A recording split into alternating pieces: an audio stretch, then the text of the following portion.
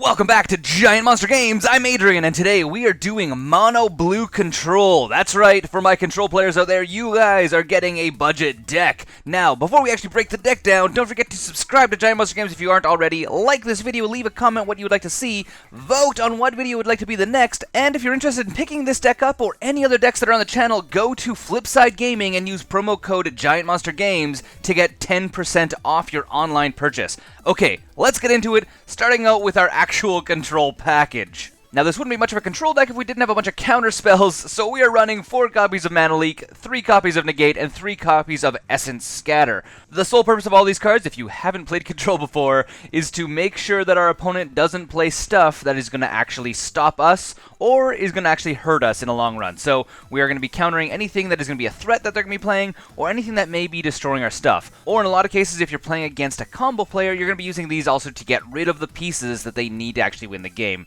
Next, we have 3 copies of Vapor Snag and 1 copy of Engulf the Shore. Both of these cards are aiming to return a creature to our opponent's hand so we don't have to deal with it. Lots of times, if it's a creature that's swinging in, it's going to be doing us damage, or if it's going to be a creature that is helping our opponent out by winning with a combo, or allowing them to get a bunch of extra value. So we're going to be using these to bounce creatures back to our opponent's hand. Engulf the Shore actually bounces everything with toughness less than or equal to the number of islands we have, so normally when we're playing this, we're bouncing anything with toughness 4 or less, which in Modern, which is almost everything except for certain late game bombs, which if we're playing this at late game, it may be already 6 or maybe 7 or maybe 8, which is not that bad for us. If we're playing against a bunch of tokens though, goodbye. Soul Sisters, goodbye. Aggro, goodbye. You get the idea.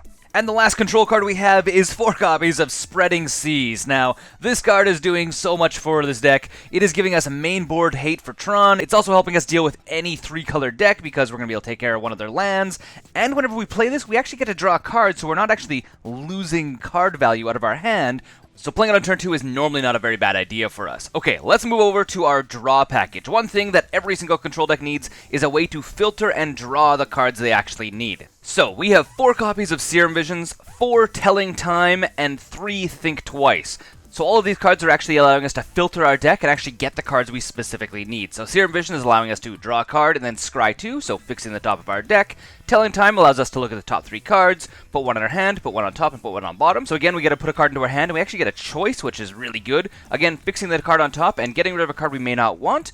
And then Think Twice just allows us to draw a card. The thing about Think Twice is it also has Flashback, which means we can be playing this in a pinch, even if it's in our graveyard, because it allows us to get a draw even if we don't have this card in our hand, which is super handy, especially once you get to the late game and you're just trying to finish your opponent off. We know how the deck controls our opponent, but how does it actually win? Well, we have 4 copies of Curious Homunculus. This is our first win condition, and it is fantastic because if we play it early game, it's giving us a little bit extra mana. Again, it's only colorless mana, it can only be spent on instant and sorceries, which for us is not a bad thing. We have a ton of instant and sorceries. But it also has a flip condition, which is fantastic, which is at the beginning of our upkeep, if there are 3 or more instant or sorceries in our graveyard, we get to flip this guy. We have so many instant sorceries, this is extremely easy to flip.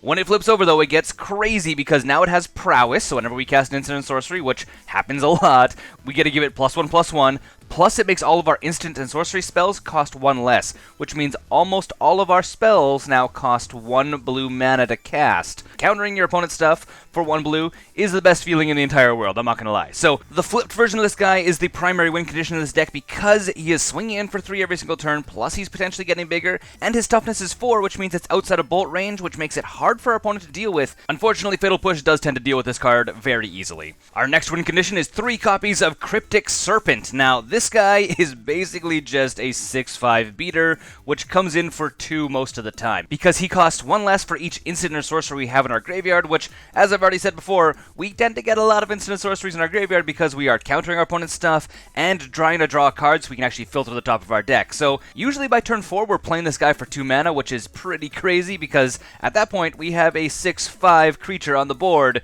which means they need to use immediate spot removal to get rid of this guy, otherwise he's going to be swinging in and doing some serious damage. And the last win condition we have is a single copy of Rise from the Tides. Now this is totally a late game win card for us because it allows us to put a 2/2 black zombie creature into the battlefield for each instant and sorcery in our graveyard. They do come in tapped, so be advised you can't be using this to like save yourself if you're about to be attacked, but you can definitely use it as a win condition because if you're playing this in late game, you're usually getting like 5 to 7 zombies, which is absolutely insane because the turn after, your opponent is going to have to deal with a lot of 2/2 zombies on top of all the other crazy stuff you already have. Now let's talk about our lands. We have 2 copies of Ghost Quarter and 2 copies of Tectonic Edge. Now, Tectonic Edge is generally the better one because it allows us to pay 1, tap it, sack it, get rid of a non-basic land, as long as our opponent has 4 or more lands, because that's the condition to play this. And it's good because we get rid of a land and we get rid of one of our opponent's lands, which is better than Ghost Quarter because it doesn't replace their land, it just gets rid of it entirely. So going up against Tron matchups or other matchups that need specific lands,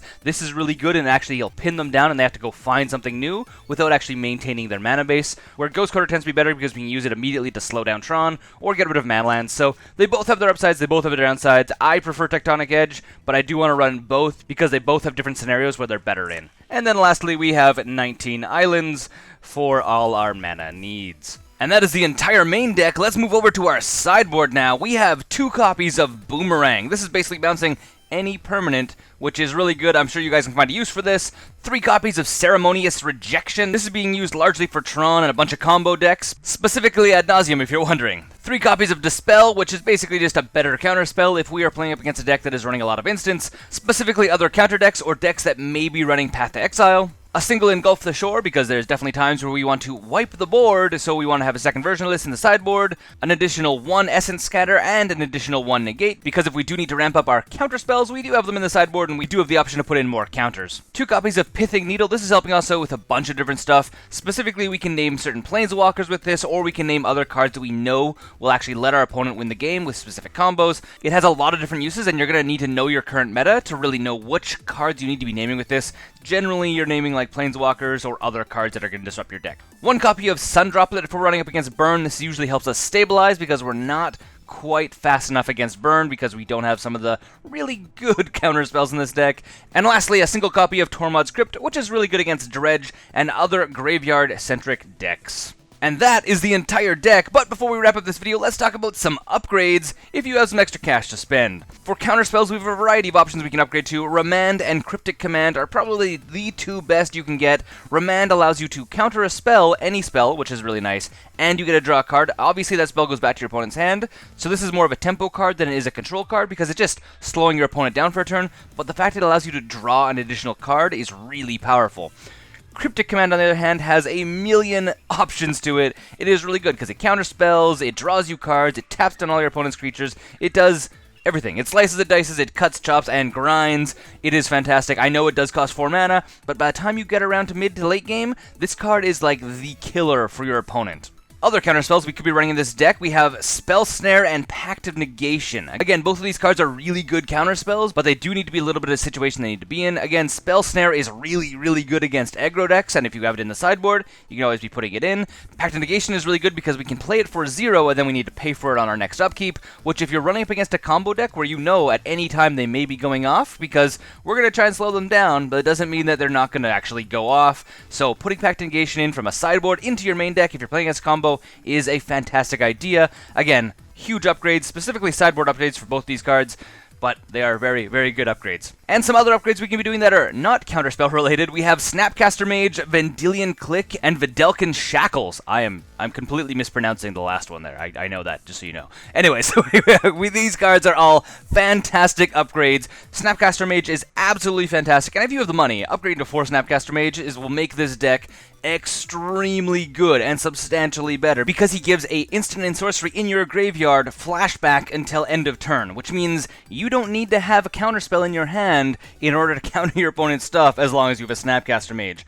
Vendilion Click is hand control, which blue doesn't have very much actual hand control. That's largely a black thing, so Vendilion Click is giving our opponent a little bit of hand control. Vendilion Click is also a really good win condition. Like, you could actually probably remove out one of the win conditions and put Vendilion Clicks in because it is a 3/1 flyer. On top of having an ability where we get a look at our opponent's hand, get information, which is fantastic for us because we're playing a control deck. We want to know what we need to be countering, and we also get to remove a card from their hand if we don't like something we see. So Vendilion Click, fantastic. And then the Shackles, I'm not even going to try and pronounce the first name, is fantastic as well because we basically get to steal whatever our opponent is playing, which is actually really good. There's a lot of actually really good blue-white or blue control decks out there that literally run this as its actually main win condition, where they're relying on their opponent playing something specific, and then we steal it. So in theory, you could be replacing all of the win condition in this deck with these 3 cards and actually have it run really well. The thing is, all of these cards are really expensive, so that is why I didn't run them. And that is the entire deck and all of the potential upgrades you can be doing. I hope you guys enjoyed this video. Don't forget to comment on the video on what you liked and what you would like to see coming up in the future. My name is Adrian, this is Giant Monster Games, and until next time, don't forget to game like a giant monster.